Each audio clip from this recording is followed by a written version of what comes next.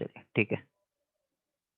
तो हाँ, मैं ये पूछ रहा था कि किसी ने मेरे से पूछा कि ये कौन सा स्लोप है, ये तो सर आपने बताया ही नहीं। हर कुछ मैं बताऊं? चलो मैं बता दूंगा, बट उससे पहले आप लोग बताओ मुझे कि ये कौन सा स्लोप है, कौन सा स्लोप होना चाहिए, आप लोग बताओ। इतना तो मैंने आपको स्लोप के बारे में बताया है, बताओ किस तरीके का स्लोप होना चाहिए। अरे अपवर्ड डाउनवर्ड मैं नहीं पूछ रहा हूँ, ठीक है, वो तो मैं समझ गया। अपवर्ड स्लोपिंग ये तो मैंने यहाँ पे बता ही दिया था कि अपवर्ड स्लोपिंग। मैं ये पूछ रहा हूँ जेंटल है कि स्टीप स्लोप है। एआई जेंटल है कि स्टीप? अरे वाह, wonderful. I am quite happy कि सारे स्टूडेंट्स मेरे जेंटल जेंटल, वानी, एजाज अहमद, सब जेंटल बता रहे हैं। वंडरफुल। फयाज अहमद। चलिए, जितने लोगों ने जेंटल स्लोप बताया है, वंडरफुल। ये देखो, ये स्लोप कहाँ लेटने जा रहा है, ये एक्स एक्सिस पे। तो जो स्लोप एक्स एक्सिस से करीब होता है वो जेंटल होता है, जो वाई एक्सिस से करीब होता है वो आपका स्टीप स्लोप होता है। यही तो कॉन्सेप्ट मैंने आपको बताया था। आप ग्राफ में देख के भी बता सकते हो। This is near to x axis. Okay, wonderful. चलिए, आईईडी की वैल्यू 1। आईईडी की वैल्यू 1 का मतलब क्या होगा? Percentage change in demand upon percentage change in income. Demand upon income, ये दोनों इक्वल होगा, मतलब delta Y is equal to delta Q. ठीक है। ये जो केस होगा ये भी कैसा केस होगा? तो ये भी आपका इस तरीके का केस होगा। यहाँ पे देखिए, थोड़ा सा उल्टा मैंने बना दिया है, थोड़ा सा। ये ये नियर अबाउट ये ऐसा कुछ आएगा और ये इस तरीके का बनेगा। और यहाँ पे ये जो डेल्टा वाई है और ये जो डेल्टा क्यू है, ये दोनों आपस में इक्वल होगा। Delta Y is equal to delta Q. इसका मतलब है कि अगर मैं बोलूं कि when consumers income rise by 4%, जब कंज्यूमर्स का इनकम 4% से राइज करता है, तो क्वांटिटी डिमांडेड ये भी 4% से राइज करेगा।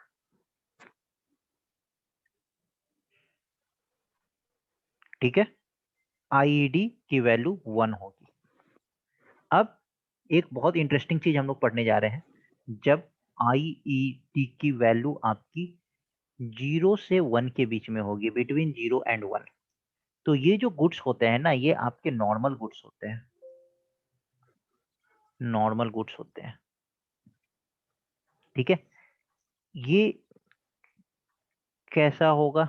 तो ये देखो, ये किस तरीके का होगा। इसका ग्राफ कुछ इस तरीके से बनता है, इस तरीके से। यहाँ पे आप देखिए, यहाँ पे आपका y है, y1। y1 के अगेंस्ट ये जो वैल्यू है, ये आपका q1। ये आप सपोज करिए ये आपकी y2 है।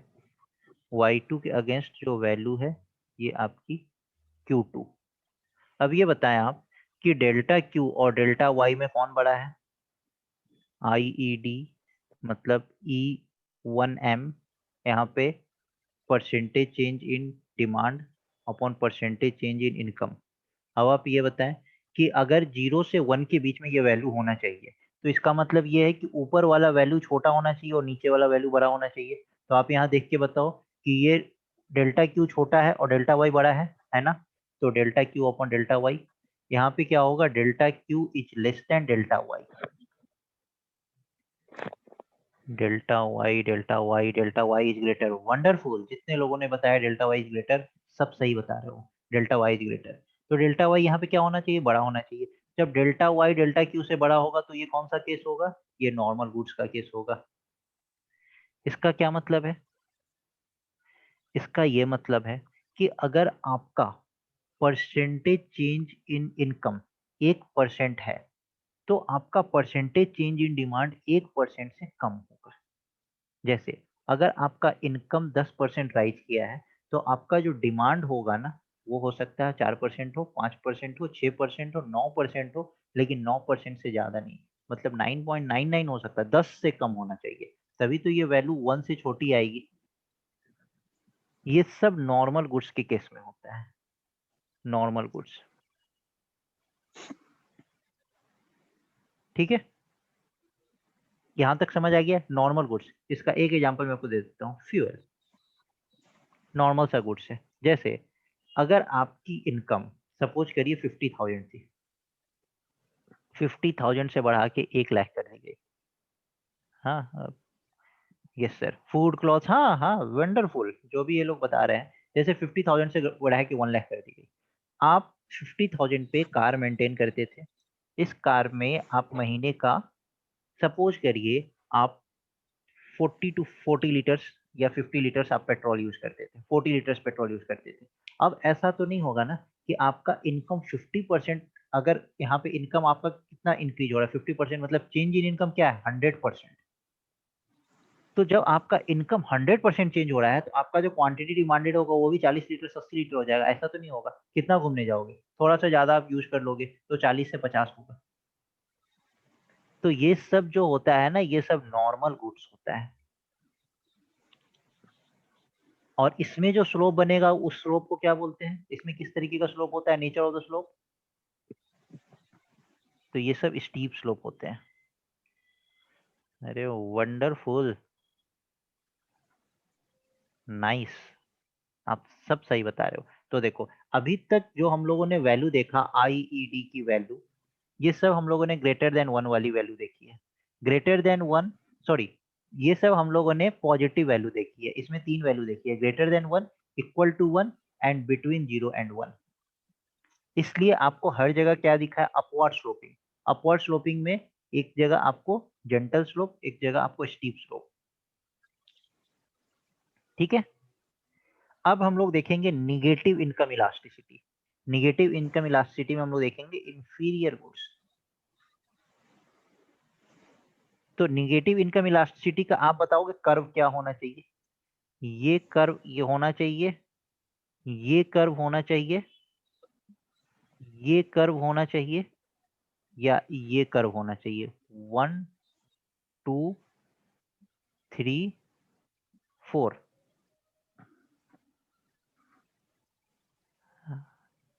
लाइक एज डिमांड, हाँ सब डिमांड की तरह ही है। मैंने उस टाइम पे भी आप लोगों को बोला था 4। जितने लोगों ने 4 बताया, सबसे पहले एआई का आंसर आया है 4, वानी का आंसर आया 4। वंडरफुल, जितने लोगों ने 4 बताया ये सब सही बता रहे हैं। ये निगेटिव इनकम इलास्टिसिटी होगा। मीन्स आपका इनकम बढ़ेगा तो आपका डिमांड घटेगा। अब ये तो मजेदार बात है, इनकम बढ़ेगा तो डिमांड घटेगा। चलो इसमें भी देखते हैं कि क्या बोल रहे हो सर आप, ये इनकम बढ़ेगा डिमांड घटेगा। ये जो गुड्स होते हैं इनको बोलते हैं इंफीरियर गुड्स।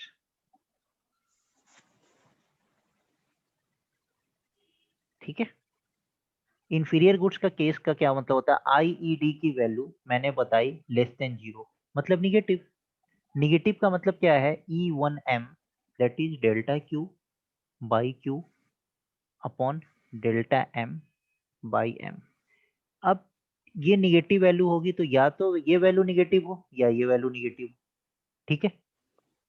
तो ये वैल्यू निगेटिव हो डेल्टा क्यू, तो मतलब चेंज इन डिमांड आपका इनकम के अपोजिट चलेगा। इनकम बढ़ाने पे डिमांड घटेगा, इनकम घटाने पे डिमांड बढ़ेगा।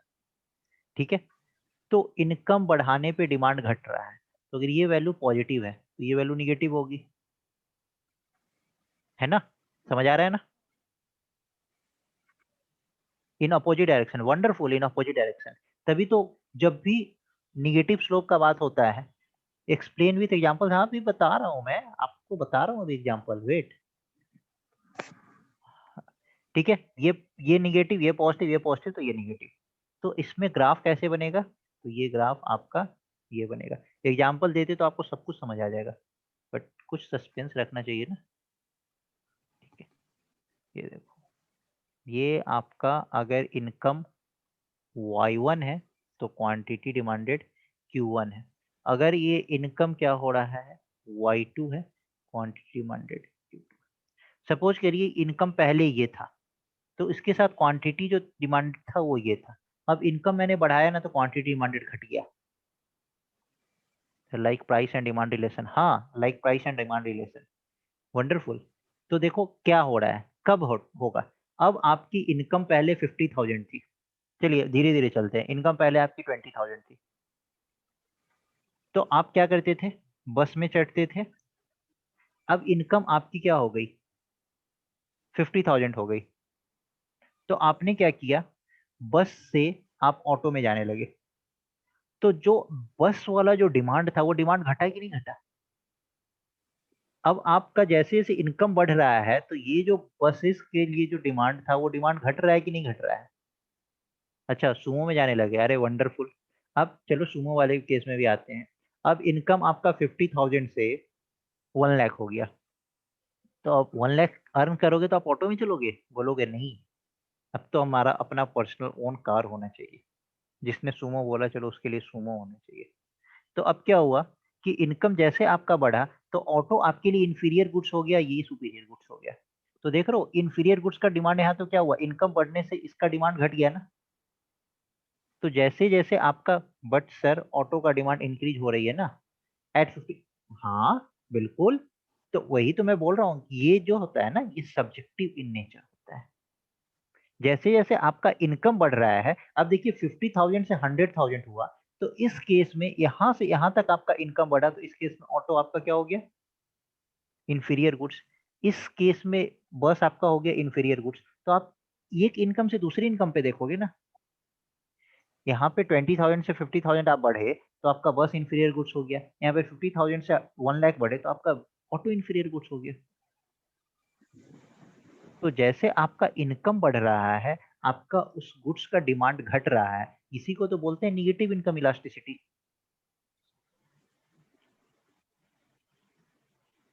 ठीक है। जैसे लोग के पास अगर कम पैसा होता है तो जैसे बसेस वगैरह क्या है, ये सब पब्लिक ट्रांसपोर्ट है ना। तो जैसे ही पैसा बढ़ता है तो लोग अपना प्राइवेट ट्रांसपोर्ट यूज करने लगता है rather than this public transport.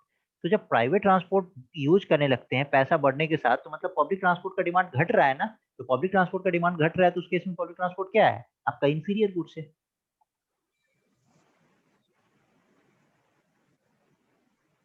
ठीक है, ये समझ आया सबको, इंफीरियर गुड्स वाला कॉन्सेप्ट? किसी को इसमें कोई डाउट, किसी तरीके का ग्राफ वगैरह, अभी तक मैंने जितनी चीज बताया इसमें किसी को कोई डाउट? No doubt. प्लीज आप लोग एक बार क्लियर से लिख दिया करें अगर डाउट नहीं है तो। लास्ट कॉन्सेप्ट, जीरो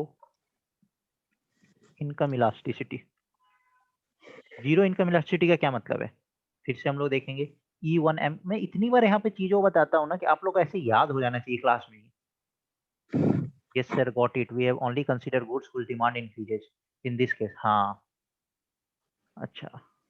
आपको यहाँ पे ये देखना है कि इनकम इंक्रीज करने से किस चीज का डिमांड घट रहा है। तो जिस चीज का डिमांड घट रहा है वो आपको इंफीरियर गुड्स हो गया। Thanks sir, first time understand fully. अरे वंडरफुल, आपको सब समझ आ रहा है। तो अब देखिए जीरो इनकम इलास्टिसिटी का क्या मतलब है, percentage change in demand upon percentage change in income.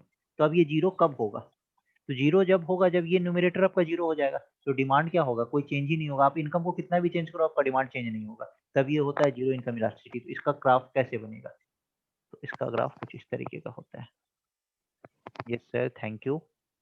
अरे चलिए, इट्स माय प्लेजर कि आप लोगों को समझ आ रहा है। यहाँ पे देखिए, ये आपका क्वांटिटी डिमांडेड है। सपोज करिए यहाँ पे 100 यूनिट है, यहाँ पे 200 यूनिट है, यहाँ पे 300 यूनिट है। यहाँ पे इनकम आपका 20,000 है, यहाँ पे इनकम आपका 50,000 है, यहाँ पे इनकम आपका 1 लाख रुपये है। अब आप लोग देखो यहाँ पे क्या हो रहा है कि जैसे जैसे आप यहाँ पे देख रहे हो, till all the graph again. ठीक है, मैं सारे ग्राफ को एक बार फिर से बता दूंगा, नोट्स में है ना सारे ग्राफ, मैं भी बताता हूँ। तो आप ये देखो यहाँ पे क्या हो रहा है कि आपका जैसे जैसे इनकम इनकम बढ़ रहा है, इनकम 20,000 हुआ, 50,000 हुआ, 1 लाख हुआ, लेकिन डिमांड आपका सेम है, डिमांड में कोई चेंज नहीं हो रहा है, डिमांड कांस्टेंट है।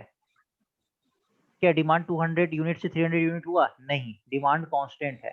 तो ये किस केस में होता है, ये होता है बेसिक टू बेसिक, मतलब बेयर मिनिमम जो रिक्वायरमेंट होता है एकदम बेसिक, जिसको बोलते हैं सॉल्ट,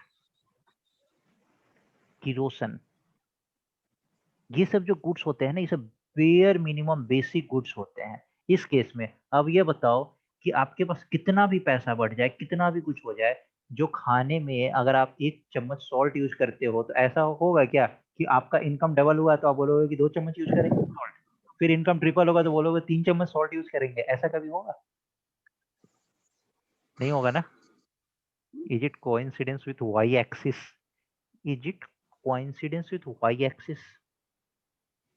हाँ, इस केस में आप बोलोगे कोइंसिडेंस, जिसकी इनकम जीरो भी है वो भी तो खाना खाता है, वो भी तो सॉल्ट का यूज करता है, वो भी तो किरोसिन का यूज करता है, जिसका कोई भी इनकम ना हो वो भी तो करता है, इसलिए ये एक्स एक्सिस से कोइंसिडेंस करता है।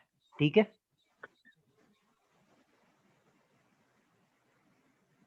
वाई एक्सिस नहीं, एक्स एक्सिस, ये एक्स एक्सिस है और ये वाई एक्सिस है। कितने लोगों को ये सारा कॉन्सेप्ट क्लियर हुआ? अभी तक मैंने जितने भी चीज बताए कितने लोगों का सब कॉन्सेप्ट क्लियर है? मीन्स कि वो बोल सकते हैं कि सर मुझे 100% आपने जो समझाया 100% समझ आ गया। कितने लोगों का सारा कॉन्सेप्ट क्लियर है? कितने स्टूडेंट यहाँ पे ऐसे हैं जिनको अभी भी कुछ डाउट है? वानी आपको 95% क्लियर है, एआई आपका पूरा क्लियर है। ओके, सब लोग क्यों नहीं पार्टिसिपेट करते हैं? 80% हम जीरो इनकम क्यों ले रहे हैं सर? अच्छा सर, इससे पहले जो ग्राफ हम नहीं पढ़ा है, मैं हम हमने जीरो इनकम नहीं लिया है, फिर इस वाली में हम जीरो इनकम क्यों ले रहे हैं? अच्छा ठीक है, जीरो इनकम रिपीट, ठीक है, जीरो इनकम वाला जिसको समझ नहीं आ रहा है उसको मैं बता दूं, all clear, I am non economic background, okay all clear, zero income repeat, ठीक है, यही तो मैं बता रहा हूँ, तभी तो मैं बता रहा हूँ। देखो इस केस में हमने जीरो इनकम नहीं लिया है, इस केस में हमने जीरो इनकम नहीं लिया है, इस केस में भी हम लोग जीरो इनकम नहीं लिया है। अगर आपके पास कोई इनकम ही नहीं होगा तो क्या आप टीवी अफोर्ड कर पाओगे? बताओ, अगर आपके पास कोई इनकम नहीं होगा तो क्या आप ऑटो अफोर्ड कर पाओगे, पब्लिक ट्रांसपोर्ट अफोर्ड कर पाओगे? नहीं।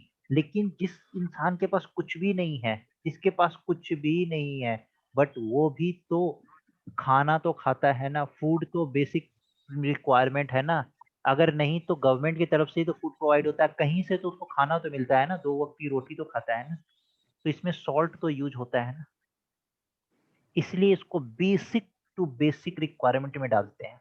ठीक है, जीरो इनकम इलास्टिसिटी का प्रैक्टिकली बहुत एप्लीकेशंस नहीं होते हैं, बहुत यूज नहीं होते हैं, बट ये सिर्फ ये समझाने के लिए कि जैसे एयर आपके लिए इतना इंपॉर्टेंट है, जिंदा रहने के लिए सांस लेना इंपॉर्टेंट है, उसी तरीके से इस गुड्स में सॉल्ट आता है। शुगर इसमें नहीं बोल रहे हैं, शुगर हम नहीं बता रहे हैं, हम सिर्फ सॉल्ट की बात कर रहे हैं। ठीक है, समझ आया आप लोग को? But with your wonderful lecture I am getting it easily. अरे इट्स माय प्लेजर कि आप लोगों को समझ आ रहा है। Zero income repeat, zero income समझा दिया मैंने। मुजामिल समझ आया? अब बताओ, किसी को अब किसी भी तरीके का कोई डाउट? क्योंकि ये आपका चैप्टर ओवर हो चुका है, इसमें आपको मैं उस दिन एमसीक्यू कराऊंगा, उसके साथ मैं आपको गिफन और विवलिन गुड्स भी कराऊंगा। ठीक है, तो इस चैप्टर में अब इससे ज्यादा कुछ नहीं है, इसके साथ अगर मैं आपको एमसीक्यू पूरा करा दूंगा तो आपका सारा कॉन्सेप्ट ही क्लियर हो जाएगा। Yes, doubt clear. अच्छा, ग्राफ वंस अगेन एक्सप्लेन कर दूं? हाँ ठीक है, मैं सब सब स्टूडेंट यहाँ पे थोड़ा कॉन्सेंट्रेट करें। Define indifference curve. अरे वानी, आप अभी इनडिफरेंस कर्व में कहाँ से पहुंच गए? आप इकोनॉमिक्स बैकग्राउंड से हो क्या, इसलिए आप इनडिफरेंस कर्व मेरे से पूछ रहे हो? इनडिफरेंस कर्व इसमें आता है क्या? अरे पढ़ाने दो मुझे, प्लीज पढ़ाने दो। स्लोप में प्रॉब्लम है, ठीक है, अजाज अहमद आपको स्लोप में प्रॉब्लम है। वानी, आप जो मेरे से पूछ रहे हो इंडिफरेंस कर्व, वेट, अभी नहीं आएगा इंडिफरेंस कर्व का कॉन्सेप्ट, मैं आपको पढ़ा रहा हूँ, मैं सब सब चीज क्लियर करूंगा, वेट। इंडिफरेंस कर्व का भी पूरा चैप्टर हम लोग पढ़ेंगे। ओके सर, स्लोप में प्रॉब्लम है एजाज, मैं आपका स्लोप वाला प्रॉब्लम क्लियर कर देता हूँ, उसके पहले जिनको इसमें डाउट था ग्राफ में, अभी आप देखो, positive income elasticity. Positive income elasticity में ग्राफ मैंने क्या बताया कि इस तरीके का ग्राफ जो कि जेंटल स्लोप होगा, जेंटल स्लोप, जेंटल स्लोप मतलब कि एक्स एक्सिस पे ज्यादा टिल्टेड होगा। तो यहाँ पे देखो कि डेल्टा वाई आपका छोटा है और डेल्टा क्यू आपका बड़ा है, delta Q upon delta Y. तो ये जो ग्राफ होगा, ये देख रहे हो ना, ये एक्स एक्सिस पे टिल्टेड है, इसको जेंटल स्लोप बोलते हैं। जो भी स्लोप आपका, जेंटल का मतलब क्या होता है, जो मतलब कि जो थोड़ा मोड़ा स्लोप हो, ज्यादा स्लोप नहीं हो। अब आप ये बताओ कि आप किसी रास्ते से जा रहे हो, किसी रास्ते से जा रहे हो, तो सपोज करो आपको गाड़ी एक ये आपका प्लेन रोड है और उस पे एक स्लोप ऐसा बना हुआ है, ठीक है, और ये एक प्लेन रोड है, उस पे एक स्लोप ऐसा बना हुआ है। तो आपके लिए कौन सा जेंटल स्लोप होगा, ये जेंटल स्लोप होगा या ये जेंटल स्लोप होगा? तो ये आपका स्टीप स्लोप होगा और ये आपका जेंटल स्लोप होगा, होगा ना, ऊपर वाला जेंटल, नीचे वाला स्टीप, ठीक है। तो इसका क्या मतलब है कि ये जो आप देख रहे हो ये किसकी तरफ जा रहा है, तो ये जनरली वाई एक्सिस के पास है, और ये जो आप देख रहे हो ये किसके पास है, तो ये जनरली एक्स एक्सिस के पास है। तो जो भी लाइन एक्स एक्सिस के करीब होता है उसको आप जेंटल स्लोप बोलते हो, और जो भी लाइन वाई एक्सिस के करीब होता है उसको आप स्टीप स्लोप बोलते हो। क्लियर हुआ स्लोप वाला कॉन्सेप्ट, जिसको इसमें स्लोप वाले कॉन्सेप्ट में डाउट था? अब ये देखो, एआई आपने बोला था ग्राफ एक्सप्लेन करने के लिए, ये ग्राफ में आपको कोई डाउट, ये ग्राफ क्लियर, ये ग्राफ क्लियर हो गया? क्लियर सर, ठीक है, दूसरे ग्राफ पे हम लोग चलते हैं।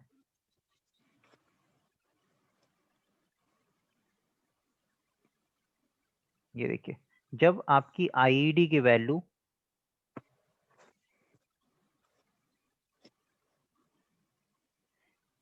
1 हो, ठीक है, आईईडी की वैल्यू 1 हो, तो आईईडी की वैल्यू 1 कब होगी, जब डेल्टा वाई और डेल्टा क्यू आपस में इक्वल होंगे। लेकिन अभी भी तो ये क्या होगा, पॉजिटिव वैल्यू ही होगा, तो ये अभी भी अपवर्ड स्लोपिंग ग्राफ ही होगा। जब तक वैल्यू पॉजिटिव होगा तब तक ग्राफ क्या होगा, अपवर्ड स्लोपिंग होगा। ये वाला जो ग्राफ होगा इसकी वैल्यू 0 से 1 के बीच में होनी चाहिए। तो 0 से 1 के बीच में वैल्यू होने का क्या मतलब है, ग्राफ में आप देख के बताओ, 0 से 1 के बीच में वैल्यू होने का क्या मतलब है? मतलब आपका जो परसेंटेज चेंज इन डिमांड है वो कम होगा rather than percentage change in income. तो आपका डेल्टा वाई जो होगा वो बड़ा होगा और डेल्टा क्यू होगा वो कम होगा। Sir will you take mock test tomorrow? देखिए अभी तो मुझे नहीं बताया गया है मॉक टेस्ट के बारे में, अगर ऐसा कुछ होगा तो मैं आप लोगों को इन्फॉर्म कर दूंगा, मुझे अभी नहीं पता मॉक टेस्ट के बारे में, ठीक है। तो ये आपका आईडी की वैल्यू 1 है, ये आईडी की वैल्यू 0 to 1 है। अब निगेटिव इनकम इलास्टिसिटी, निगेटिव में क्या होगा कि आपका इनकम बढ़ेगा तो डिमांड घटेगा। यहाँ पे आप देखो कि जब आपकी इनकम ये है तो डिमांड आपकी ये है, इनकम जैसे ही बढ़ा आपका डिमांड घट गया। तो ये किस केस में होगा, ये इंफीरियर गुड्स के केस में होगा, तो इसलिए हमने ये बनाया ये ग्राफ। और लास्टली क्या था, जीरो इनकम इलास्टिसिटी, मतलब कि इनकम को आप कितना भी बढ़ाओ डिमांड आपका नहीं बढ़ने वाला है। तो यहाँ पे देखो डिमांड इस पे कांस्टेंट है ना, इस इनकम पे भी डिमांड आपका यही है, इस इनकम पे भी डिमांड आपका यही है, इस इनकम पे भी डिमांड आपका यही है, तो डिमांड नहीं चेंज हो रहा है, तो इसको बोलते हैं zero income elasticity. Clear sir, सबका क्लियर, किसी को अब कोई डाउट नहीं है? यस सर, एक डाउट है सर, प्राइस इलास्टिसिटी डिमांड में सर। हाँ सर आपने वो बोला था सर, एक मिनट सर, मैंने वो लिख के रखा है सर। मैंने तो सर आज पहली बार क्लास ली है, बाकी सर मैंने वीडियोस देखे हैं सर। अच्छा, सर आपका प्राइस पहला क्लास है? इलास्टिसिटी, ओके, यस सर, मैंने बहुत सारे वीडियो सर अच्छे से देखे, समझ आ अंडरस्टैंड भी गया हो आपको? गई है सर। Yes sir. अरे वाह, वंडरफुल। यस सर, पीडी जब हम जीरो लेते हैं सर, हाँ सर उसमें आपने बोला कि हैबिचुअल नेसेसिटी, जैसे कोई सिगरेट पीता है, ये दारू कुछ, सर इसमें क्या होता है कि मतलब प्राइस कितना भी इंक्रीज हो, डिमांड भी इंक्रीज हो जाती है। हाँ बट सर आपने इसमें बोला कि मेडिसिन इसमें नहीं आएंगे sir.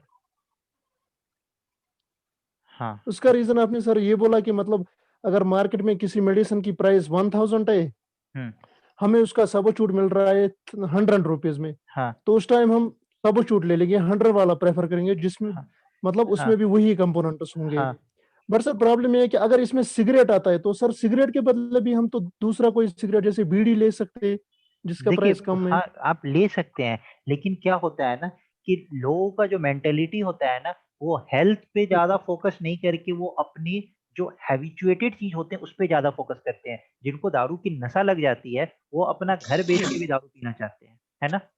Yes sir, yes sir. तो इसलिए ये जो मेंटेलिटी है ना, ये इस मेंटेलिटी पे ये वर्क करता है कि लोग हेल्थ पे ज्यादा फोकस नहीं करेंगे, लेकिन यस लोग सर। अपने जो उनको जिस चीज की लत आदत जो लग चुकी है ना उस पे वो ज्यादा फोकस करते हैं, तो यस इसलिए सर, वो। Thank you sir, thank you. Okay okay thank you sir. बस सर मैं sir non math economics background से हूँ ओके। सर। सारी वीडियोस अच्छे से देख ले, एक एक चीज क्लियर हो गई, मतलब जो भी आप सर क्वेश्चन डालते थे वो भी मैं सर करता था एट मतलब टाइम के अंदर अंदर। अरे वाह, बस वंडरफुल। सर ये एक डाउट हो गया था सर। थैंक यू कोई सर, बात नहीं, thank you so much. Thank you sir. Okay, thank you. So guys, आप लोग सब अच्छे से रहो, और मेरी थोड़ी तबीयत, किसने ऑन किया? माइक ऑफ करें प्लीज, माइक ऑफ करें प्लीज, माइक ऑफ करें। मेरी थोड़ी सी तबीयत में प्रॉब्लम थी, बट फिर भी मैंने आप लोगों का आके क्लास लिया है, तो thank you all of you. और फिर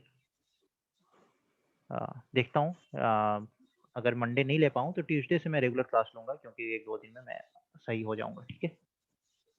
तो थोड़ा सा अगर क्लास नहीं हो पाएगी तो प्लीज़ कोऑपरेट, आप लोग परेशान मत होना। Okay, thank you all of you, good night. कोई भी डाउट हो आप मुझे व्हाट्सएप पे मैसेज कर देना। Okay, thank you.